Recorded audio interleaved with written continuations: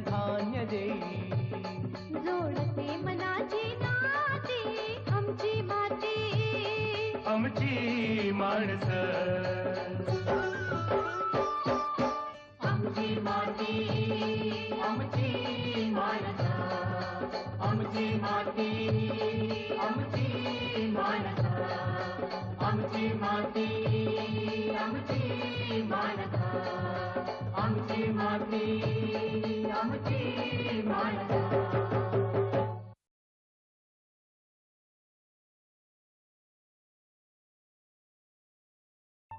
सगुणा बाग rice technology म्हणजेच SRT.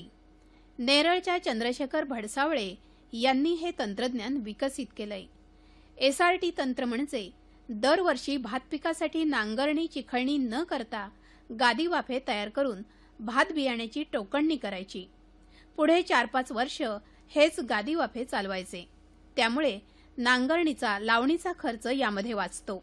तसंच भाताच्या पिकाची मुळं जमिनीमध्ये ठेवून त्यावरच दुसरं पीक घ्यायचं. असं केल्यानं जमिनीत सेंद्रिय कर्बाचं प्रमाण वाढतं आणि 30 ते 40% खर्चामध्ये कपात होते. जमिनीच्या उत्पादन क्षमतेत वाढ होऊन शेती कमीत कमी खर्चात आणि कमीत कमी मजुरामध्ये फायद्याची होते. आमच्या वडगाव तालुक्यामध्ये आमचे हे कडदे गाव कोरडवाहू विकास अभियानामध्ये याची निवड झाली. निवड झाल्यानंतर ज्या काय आम्ही अनेक इथं योजना राबवल्या त्यामध्ये पीक प्रात्यक्षिक हे सुद्धा एक प्रामुख्याने घेतले गेले. तर ह्या वर्षी आम्ही 85 भाताची पीक प्रात्यक्षिक आयोजित केलेली आहेत. आम्ही जेव्हा आमच्या अभियानातून एक सहल काढली होती त्या सहलीमध्ये आम्ही चंद्रशेखर भडसावळे यांच्या कर्जत येथील नेरळ येथील फार्मला आम्ही भेट दिली होती आणि त्यांनी जी SRT पद्धत, SRT म्हणजे सगुणा बाग राईस टेक्नॉलॉजी, खरं तर नुसती भाताची ही पद्धत नसून ही एक स्वतंत्र असे एक तंत्रज्ञान आहे. ते सर्व पिकांना लागू पडणारं तंत्रज्ञान आहे. असं ही एक अभिनव पद्धत आमच्या लक्षात आली आणि मग त्या पद्धतीने आपण का लागवड करू नये असा आमचा सर्व ग्रामस्थांचा निर्णय झाला. आणि आमच्या लक्षात आलं की सर्वांनी अशी लागवड करण्यापेक्षा आपण काही सिलेक्टिव्ह जे शेतकरी प्रगत आहेत, ज्यांनी निरनिराळ तंत्रज्ञान पहिलं वापरून पाहिलेले, अशा काही प्रगत शेतकऱ्यांना आपण हे तंत्रज्ञान वापरायला सांगू. आणि मग आम्ही असे 15 शेतकरी सिलेक्ट केले. ह्या लागवडीबद्दल जर महत्वाचं आहे, बियाणं जर उघडं राहिलं आणि त्याला जर अतिरिक्त ऊन लागलं आणि जर आर्द्रता आली तर ते बियाणं पिठळून ते खराब होण्याची शक्यता असते. म्हणून ते बियाणं कुठल्याही परिस्थितीत झाकले गेले पाहिजे याची ह्या तंत्रज्ञानामध्ये सगळ्यात मोठी काळजी घ्यायची आपल्याला. आणि मग ते बियाणं झाकून घेतल्यानंतर अशा प्रकारे जेव्हा आपली पूर्ण ते 1 एकरची समजा जे काय आहे ते लागवड पूर्ण झाली, ते पूर्ण झाल्यानंतर थोडीशी आर्द्रता असेल तर ताबडतोब फवारायचं किंवा जर आर्द्रता नसेल तर थोडं थांबायचं. आणि जेव्हा आर्द्रता येईल म्हणजे पाऊस पडेल अगर म्हणा किंवा आपण पाणी दिलं शेताला, त्यानंतर आपल्याला गोल हे औषध फवारायचं. त्या गोल हे सिलेक्टिव्ह हर्बिसाइड आहे. त्यामुळे काय होतं की भाताचं बियाणं मात्र सुरक्षितपणे उगून येतं, पण जे तणाचं बियाणं आहे ते मात्र उगून येत नाही. आणि अशा प्रकारे हे तण नियंत्रण आपलं साध्य होतं. आणि हे याची एक फिल्म तयार होते. गोल औषध फवारल्यानंतर त्याची एक शेतात फिल्म तयार होते. त्यामुळे गोल औषध फवारल्यानंतर तिथं शेतकऱ्याने बिलकुल फिरकू नये, तिथं जाऊ नये, मध्ये फिरू नये, नाही त्याची फिल्म डिस्टर्ब झाली तिथून गवत उगून येण्याची शक्यता असते. साधारणतः या गोल औषधाचा इफेक्ट 1 महिन्यापर्यंत राहतो. 1 महिन्यापर्यंत काही गवत उगून येत नाही. पण 1 महिन्यानंतर जेव्हा त्याचा इफेक्ट संपतो त्यानंतर आपण काय करायचं असतं की आपल्याकडे जे युरिया ब्रिकेट्स आहे, ब्रिकेट म्हणजे त्यामध्ये युरिया आणि DAP ह्या 2 याचं मिक्सिंग केलेलं असतं आणि ती एक गोळी तयार केलेली असते. ती गोळी प्रत्येक चोथ्याच्या मध्ये एक आपण टोकून यायची आणि तेच काम करताना जे आजूबाजूला थोडंसं गवत उरलं ते गवताची बिन्नी पण करून घ्यायची. अशा प्रकारे एकदा ती गोळी खोचून झाली की शेतकरी मित्रांनो मग आपला शेतकऱ्याचा त्यातला रोल संपला. मग डायरेक्ट पीक कापणीपर्यंत आपलं दुसरं त्यामध्ये काहीही काम उरत नाही. कारण युरिया ब्रिकेट हे दोन्ही प्रकारचं त्यात युरिया आणि DAP असल्यामुळं अमोनिकल फॉर्ममधलं पण आणि नायट्रेट फॉर्ममधलं पण त्यातनं नत्र पिकाला उपलब्ध होतं. आणि ती गोळी हळूहळू वितळत असल्यामुळे जोपर्यंत पिकाची अन्नाची गरज आहे तोपर्यंत त्याला अन्नाचा हळूहळू पुरवठा केला जातो.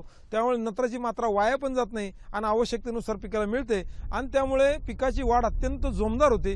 पीक मध्ये आधी त्याचा कलर चेंज होत नाही. अन्यथा बाका आपण वरनं जर युरिया फुकून दिला तर त्यामध्ये काय होतं, तात्पुरतं कलर बदलतो आणि त्यानंतर पुन्हा पीक पिवळं पडतं. पण ह्यामध्ये एकदा युरिया ब्रिकेट दिली की सलग त्याचा कलर जो डार्क कलर जो आलेला असतो तो शेवटपर्यंत जोपर्यंत भात परिपक्व होत नाही तोपर्यंत कायम राहतो. अशा प्रकारे योग्य प्रकारे पालन पोषण झाल्यामुळे ह्यामध्ये भाताचं पीक चांगलं येतं. आणि भाताचं पीक हे झाल्यानंतर सुद्धा ही पद्धत काही संपत नाही. SRT पद्धतीचं वैशिष्ट्य असं आहे की आपण जर एकदा ते गादी वाफे तयार केले मित्रांनो तर त्यानंतर पुन्हा तिथं कुठलंही अवजार म्हणजे ट्रॅक्टर पण आणायचा नाही, त्यानंतर बैलाची जोडी पण आणायची नाही, नांगरट करायची नाही, कुळवणी करायची नाही, फन्नी करायची नाही, काही सुद्धा करायचं नाही. ही एक नैसर्गिक शेती चीच पद्धत आहे, परंतु यात थोडासा एक माणसाचा आपण त्यात इंटरफेअर ठेवलेला आहे. ते म्हणजे असं की हे गादी वाफेत आपण डिस्टर्ब करत नाही, परंतु गादी वाफेत न डिस्टर्ब केल्यामुळे काय होतं की जे तणाचं बियाणं जे पडणार आहे ते इतरत्र विखुरलं जात नाही, ते वरच्या एका थरात राहतं. कारण आपल्या पद्धती आपण काय करतो, जमिनीवर पडलेलं तणाचं बियाणं आपण नांगरट करून कोळवणी करून ते वर खाली करतो आणि त्यामुळे ते तणाचं बियाणं जेव्हा त्याला सूर्यप्रकाश मिळाला आणि पाणी मिळाले की सारखं उगवत असतं. त्यामुळे ते वेगवेगळ्या टप्प्यात उगवल्यामुळं शेतकरी ते तण नियंत्रण करताना अक्षरशः बेजार होतो, हैराण होतो. पण ह्या गादीवाफ्यामध्ये एकदा गादीवाफा तयार झाला की यामध्ये आपण काय जमिनीची मशागत करत नाही, त्यामुळे जे तणाचं बियाणं येईल ते सर्व वरच्या म्हणजे वरच्या थरामध्ये राहतं. ह्या गादीवाफ्यामध्ये परमनंटली तणाचा बंदोबस्त करण्याची एक क्षमता आहे आणि की कमी म्हणजे खर्चामध्ये होते. आणि हे गादीवाफे केल्यामुळे काय होतं आणखीन दुसरा बदल असा की जे आपल्याकडे निसर्गतः गांडूळ आहेत, म्हणजे प्रत्येक आपल्या शेतामध्ये गांडूळ असतातच, ती नैसर्गिक उपलब्ध असलेली गांडूळं त्यांना जे कापून घेतलेलं भाताचं जे खाली मुळं शिल्लक राहतात त्या मुळांकडे ते आकर्षित होतात, ती खाण्यासाठी ती वर येतात, त्यांची उत्पादकता वाढते, गांडूळं मोठ्या प्रमाणात निर्माण होतात, त्यांची संख्या वाढते आणि ती संख्या वाढल्यामुळे त्या गांडुळांची विष्ठा सुद्धा मोठ्या प्रमाणात उपलब्ध होते. त्यामुळे एक प्रकारचं नैसर्गिक खत हे SRT पद्धतीमध्ये जमिनीला आणि त्या मुळांना उपलब्ध होतं आणि त्याचबरोबर गांडुळांनाही म्हणजे एक सुरक्षित वातावरण तयार होतं. तर भात पीक कापणी झाल्यानंतर SRT पद्धत संपत नाही मित्रांनो. भात पीक कापणी झाल्यानंतर इतरही पिकांची लागवड आपण ह्या गादीवाफ्यावर करू शकतो. तरकारीची काही भाजीपाला पण घेऊ शकतो, त्याचप्रमाणे गहू हरभरा ही काही कोरडवाहूमधली पिकं आहेत ही सुद्धा आपण त्यात घेऊ शकतो. यामध्ये फक्त एक करायचं असतं, यात शास्त्र एक पाळायचं असतं की ही जमीन चिरता कामा नये, म्हणजे यात नांगरट करायची नाही, काय करायचं नाही. ही टोकन पद्धतीने जमिनीला होल पाडून यामध्ये आपण बियाणं आणि खतं टाकायची आणि या प्रकारे दुसऱ्या पिकाची लागवड करायची. तर ह्या भागामध्ये हरभरा आणि मसूर, काही लोक गहू करतात, ज्या भागात थोडंसं पाणी उपलब्ध आहे गव्हाची लागवड सुद्धा करायला हरकत नाही, ती सुद्धा टोकन पद्धतीने करायची. भाताच्या बियाणे प्रक्रियेमध्ये सर्वात महत्त्वाची गोष्ट असते ती म्हणजे ब्राइन सोल्युशन, म्हणजे मिठाच्या पाण्याची प्रक्रिया असते. यामध्ये 3% मिठाचं पाणी वापरलं जातं, म्हणजे साधारणतः 100 लिटर जर पाणी असेल त्यामध्ये 3 किलो मीठ टाकलं जातं. हे मीठ पूर्णतः ढवळून घेऊन ते पाण्यामध्ये वितळल्यावर त्यामध्ये आपण बियाणं टाकतो. तर मीठ टाकल्यामुळे काय होतं, पाण्याची घनता वाढते. घनता वाढली की त्यामुळे हलकं जे बियाणं आहे, ज्यामध्ये कीड रोगाने काही प्रादुर्भाव केलेला आहे असं जे बियाणं आहे असं तरंगून वर येतं आणि ते जे हलकं निकृष्ट क्वालिटीचं बियाणं आहे ते आपण काढून बाजूला टाकतो.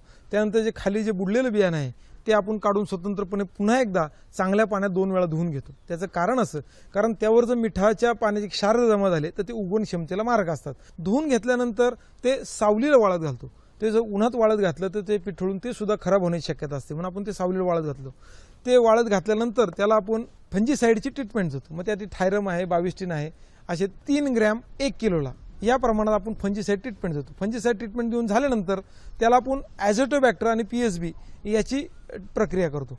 आणि ॲझोटोबॅक्टर आणि याची प्रक्रिया करताना ते ॲझोटोबॅक्टरचं मिश्रण एका याच्यात तयार करून घ्यायचं, त्यात थोडंसं पाणी टाकायचं, का तर ते बियाण्याला चिकटायला हवं म्हणून, आणि मग ते ढवळून व्यवस्थित करून घ्यायचं आणि ते बियाण्यावर टाकायचं, सगळीकडून हलवून घ्यायचं. अशा प्रकारे फंजीसाईड आणि ॲझोटोबॅक्टर ही 2 ट्रीटमेंट दिल्यानंतर हे बीज आपल्याला लागवडीसाठी तयार होतं. SRT ही सेंद्रिय शेती पद्धती शाश्वत शेती पद्धती आहे. यामध्ये जमिनीचं संवर्धन होतं आणि मजुरांची बचत होते. समजा आपण भात कापणी केल्यानंतर जे त्याचे चोथे शिल्लक राहतात ते चोथे त्यानंतर थोडं त्याला मॉइश्चर मिळाल्यानंतर ते फुटतात चोथे आणि पुन्हा ते मग त्याचं नियंत्रण कसं करायचं, त्याच्यावर पुन्हा एकदा ग्लायफोसेट फवारायचं. ग्लायफोसेट फवारलं ते चोथे मरून जातात आणि त्यानंतर तिथे हे टोकन यंत्र सहाय्याने पुन्हा एकदा खत आणि गव्हाचे 3-4 दाणे अशा प्रकारे टोकायचे. आणि यामध्ये ज्या कडेने सऱ्या केलेल्या आहेत त्या सरीतनंच म्हणजे त्या याच्यातून पाणी सोडायचं. त्यामुळे काय होतं की मुळांना डायरेक्ट पाणी भेटत नाही, इनडायरेक्टली हळूहळू मॉइश्चर त्यांना भेटतं. त्यांना हवा पाणी यांचं प्रमाण इतकं उत्तम राहिल्यामुळे गव्हाची वाढ सुद्धा अत्यंत चांगली होते आणि त्याची सुद्धा उत्पादकता चांगली भेटते. आणि ही पद्धत जे गादीवाफे आहेत हे वर्षानुवर्ष आपण असेच ठेवतो. त्यामुळे एकदा आतमध्ये म्हणजे पिकांची जी मुळं आहेत ती आपण म्हणजे उपटून घेत नाही, इथं सर्व कापून घेतलं जातं. त्यामुळे सर्व मुळं ही जमिनीत शिल्लक राहतात आणि त्यामुळे शास्त्रीय भाषेत सांगायचं म्हणलं तर सेंद्रिय कर्ब म्हणजे ऑर्गॅनिक कार्बन हा जमिनीचा खूप वाढतो आणि ऑर्गॅनिक कार्बन वाढल्यामुळं जमिनीचा पोत सुधारतो, जमिनीची प्रतिकार क्षमता वगैरे ज्याला जमिनीचं आरोग्य म्हणतो ते जमिनीचं आरोग्य सुधारलं जातं. आणि एकदा जमिनीचं आरोग्य सुधारलं की आपोआपच पिकांची वाढ ही जोमदार आणि उत्तम पद्धतीने होत असते. आणि त्यामुळं मला वाटतं ऊस केळीसारखी जर काही हेवी फिडर क्रॉप सोडले तर प्रत्येक प्रकारचं पीक या SRT पद्धतीमध्ये आपण घेऊ शकतो असं मला वाटतं. फक्त खत देताना ते गोळी पद्धतीने किंवा ड्रीप इरिगेशननी खत द्यावे लागेल ह्याचंच फक्त आपल्याला काळजी घ्यावी लागेल, अन्यथा कुठलंही पीक यात सहजपणे उपलब्ध होऊ शकतं. की बरेच शेतकरी म्हणतात की आमच्याकडं पाण्याचं प्रमाण खूप आहे आमच्या शेतामध्ये आणि एवढ्या जास्त प्रमाणात जर पाणी आलं तर आमची भात ही लागवड SRT पद्धत टिकेल का? आमची माती आमची माणसं. SRT पद्धतीबाबत जेव्हा मी काम करतोय, शेतकऱ्यांमध्ये फिरतो, तेव्हा काही प्रमुख शंका ज्या शेतकऱ्यांनी उपस्थित केल्या त्याचं मी या ठिकाणी उत्तर देण्याचा प्रयत्न करतो.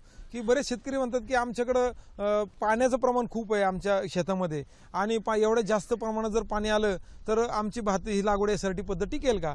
तर माझं त्यांना असं उत्तर आहे की भात हे मुळात पाण्यातलंच पीक आहे, त्यामुळं कितीही पाण्याचं फक्त एवढंच आहे की जे गादी वाफे आपण तयार केलेत तर पहिल्या वर्षी थोडेसे गादी वाफे समजा इकडे तिकडे विस्कळीत होतील, पण एकदा ते गादी वाफे सेट झाले, एकदा त्यामध्ये मुळांचं प्रमाण वाढलं, ते एकदा घट्ट मुळांनी धरून ठेवले किंवा कितीही पाणी जरी आलं तरी ते गादी वाफे काही वाहून जाणार नाहीत आणि अत्यंत उत्तम लागवड होईल. तर मित्रांनो, जर तुम्ही SRT पद्धतीचा अवलंब केलात तर त्या गादी वाफ्यामुळे नॅचरली त्या भागातली त्या गादी वाफ्यावरची तरी परिस्थिती इतकी सुंदर असते की ती तिथं सहज कुठल्याही बीजांचं अंकुरण होतं, वापसा कंडिशन लवकर मेंटेन होते, त्यामुळं भात निघाल्यानंतर त्यांना दुसरं कुठलंही पीक घेणं शक्य होईल अशा प्रकारे आहे.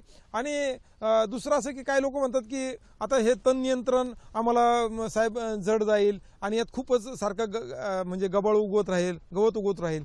तर मित्रांनो, माझं त्यांना असं सांगणं आहे की एकदा SRT पद्धतीचे वाफे एकदा सेट झाले, एकदा त्यात असलेले तणाचं बियाणं जे खाली कुठल्याही वेगवेगळ्या थरामध्ये आपण जे नांगरणी करताना किंवा कुळवणी करताना जे गेलेलं आहे ते एकदा तणाचं बियाण्याचा एकदा नाश झाला की गादी वाफे आपण डिस्टर्ब करत नाही, ते तसेच राहतात.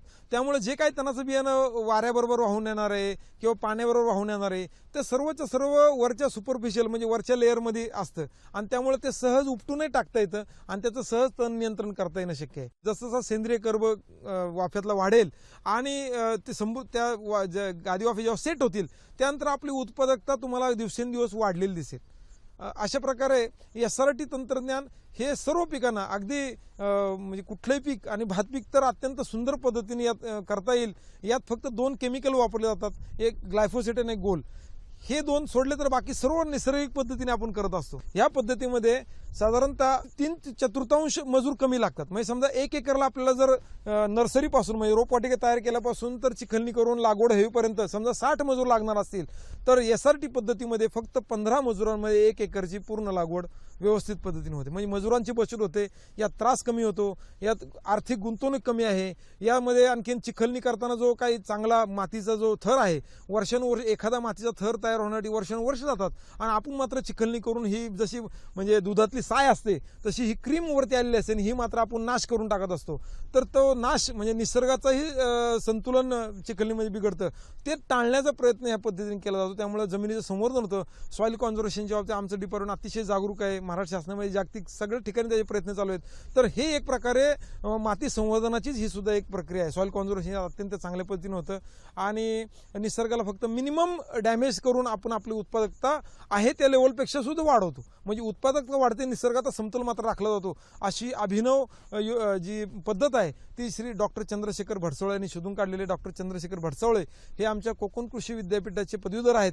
त्याच विद्यापीठाचा मी सुद्धा कृषी पदवीधर आहे. मला ह्या माझ्या गुरुबंधूंचा अतिशय अभिमान वाटतो की त्यांनी स्वतः शेतकरी असताना त्यांनी अमेरिकेतली नोकरी सोडून ते स्वतः शेतीमध्ये आले, त्यांनी शेती केली आणि निरनिराळं संशोधन करून ते शेतकऱ्यांपर्यंत नेण्याची त्यांची तळमळ इतकी प्रचंड आहे आणि त्यामुळं त्यांच्याकडे पाहून मी प्रभावित झालो आणि मी असं ठरवलं की ही पद्धत आपण आपल्या मावळ तालुक्यामध्ये सगळ्या ठिकाणी करायचं. पुणे जिल्ह्यातील मावळ तालुक्यातील कडदे या गावच्या शेतकऱ्यांनी या SRT तंत्राचा भात पिकासाठी वापर करून शेती फायद्याची केले. दरवर्षीप्रमाणे आम्हाला भात लागवडीचं काम असतं आणि दरवर्षीप्रमाणे एकादशी वारीला माझे वडील जात असतात. वारकरी संप्रदायात असल्यामुळे त्यांना दरवर्षी वारीला जावं लागतं. पण या वारीला जायच्या अगोदर आम्हाला ही लागवड सर्व पूर्ण करायची असते. पण पावसाच्या लहरीपणामुळं आमची ही लागवड काही होत नाही आणि आमचं सर्व भात लागवडीचं वेळापत्र आमचं पूर्णपणे बिघडून जातं आणि तेच लागवडीचं तंत्र आता आम्ही SRT पद्धतीने करत आहोत. त्यामुळं ही आमची समस्या पूर्णपणे सुटलेली आहे आणि त्याच्यामुळं आता आम्हाला लागवडीचं सर्व आमचं काम एकादशीला जायच्या अगोदर सर्व आमचं लागवडीचं काम उरकलेलं आहे. तर जे काम आम्हाला ज्या क्षेत्रासाठी 75 ते 80 लोक मजूर ज्या ठिकाणी लागत होते तेच काम आता SRT पद्धतीमुळं आम्हाला 15 ते 20च लोकांमध्ये हे काम आता पूर्ण झालेले आहे।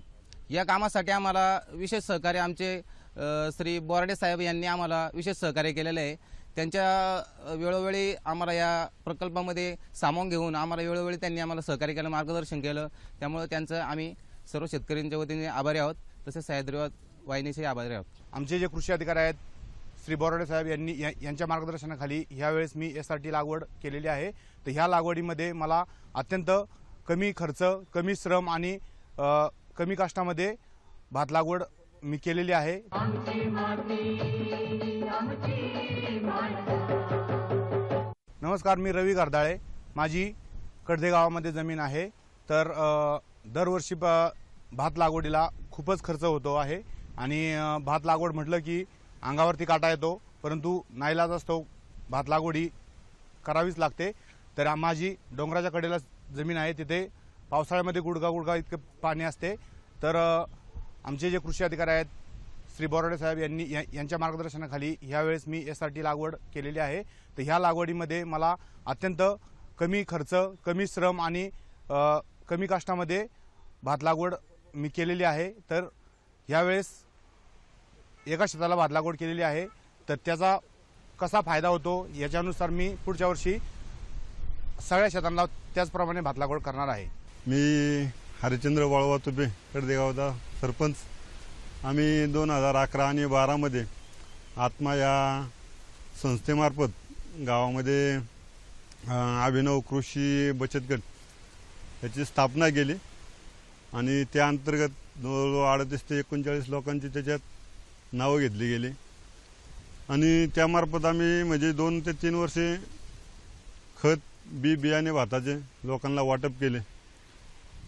पाठीमागच्याच वर्षी कोरडवाहू अभियानाअंतर्गत आमच्या गावची निवड झाली त्याच्यामध्ये आणि त्या अंतर्गत मग आम्ही पुन्हा गावामध्ये 8 गट स्थापन केले। त्याच्यामध्ये प्रत्येकी 21 ते 22 लोक घेऊन जवळजवळ 250 लोक आम्ही त्याच्यामध्ये समाविष्ट केली। प्रत्येक शेतकऱ्याला त्याचा लाभ भेटावा असा आम्ही त्यातनं प्रयत्न केले। त्या अभियानांतर्गत आम्ही एक सहल काढली आणि त्या सहलीला जवळजवळ गावातील 50 लोक आम्ही घेऊन गेलो। खोपोलीमध्ये तेच नेरळ या ठिकाणी आत्ता साहेबांनी सांगितल्याप्रमाणे की SRT पद्धतीची भात लागवड हे आम्ही जवळजवळ 50 शेतकऱ्यांना तिथं दाखवली आणि सहलीवरनं आल्याच्यानंतर की बऱ्याचशा शेतकऱ्यांना ते आवडलं तिथलं SRT पद्धत। म्हटलं आपण गावामध्ये पण हा उपक्रम राबूया। मग त्यामार्फत बरेचसे शेतकरी तयार झाले। पण पुन्हा आम्ही साहेबांनी खात्यातर्फे जे काही भाताचे बी मिळाले होते ते सर्व शेतकऱ्यांना देऊन बरेचसे शेतकरी SRT पद्धतीने लागवड करायला तयार झाले आणि त्यांनी ती केली। मी सतीश वाघुमोड, कडदेगावचा शेतकरी आहे। माझी या ठिकाणी 5 एकर क्षेत्र आहे। या ठिकाणी म्हणजे मी सुरुवातीला ऊस क्षेत्र करीत होतो, सर्व ऊस क्षेत्र आहे। पण 1 एकर क्षेत्र ऊसाचं मी मोडल्यानंतर त्याच्यानंतर मला भात लागवड करायची होती, पण मजुराअभावी या ठिकाणी भात लागवड करायची नाही हा निर्णय मी घेतला होता। पण या ठिकाणी बोराडे साहेबांच्या मार्गदर्शनाखाली SRT जी पद्धत आहे ती मी स्वतः म्हणजे आपल्या या कोकणामध्ये जाऊन बघितली। तिथं त्या ठिकाणी मला योग्य वाटली आणि बोराडे साहेबांचं मार्गदर्शन घेतलं आणि आता या ठिकाणी माझी भात लागवड झालेली आहे। पण असे की ज्या ठिकाणी 1 एकरला जर 45 माणसं लागतात तर माझी ही 5 म्हणजे 10 माणसामध्ये माझी भात क्षेत्र लागून झालेलं आहे। मी शशिकांत सुतार, कडदेगावचा रहिवासी शेतकरी आहे आणि जे हे यंत्र भात लागवडीचं बनवलंय हे मी स्वतः बनवलेलं आहे आणि त्याचा फायदा शेतकऱ्यांना चांगल्या प्रकारे होईल आणि ते याच ठिकाणी वापरूनही पाहिले। कमी वेळामध्ये जास्त काम करणारं असं हे यंत्र आहे आणि ते याच ठिकाणी वापरून त्याचा चांगल्या प्रकारे शेतकऱ्यांना फायदा झालेला आहे आणि त्याची किंमत सरासरी 1000-1500 रुपयापर्यंत कमी खर्चामध्ये होऊ शकते असं हे यंत्र मी तयार केलेलं आहे। मी अहमद अरविंद गांधी कडदेगावचा रहिवासी आहे आणि मी SRT पद्धतीप्रमाणे लागवड केली आहे।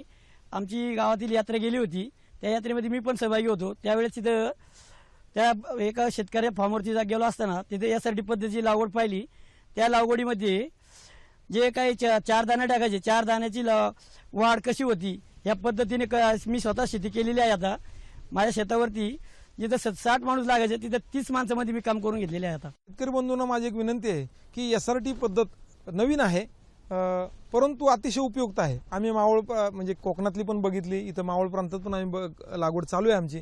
तर ह्यावर्षी आमचे रिझल्ट अतिशय आशादायक आहेत. शिवाय दुष्काळी परिस्थितीवर मात करण्याची ह्या पद्धतीमध्ये क्षमता आहे. मंडळी, आपणही सगुणा बाग राईस टेक्नॉलॉजी वापरून पहा आणि खर्चामध्ये बचत करून शेती फायद्याची करा.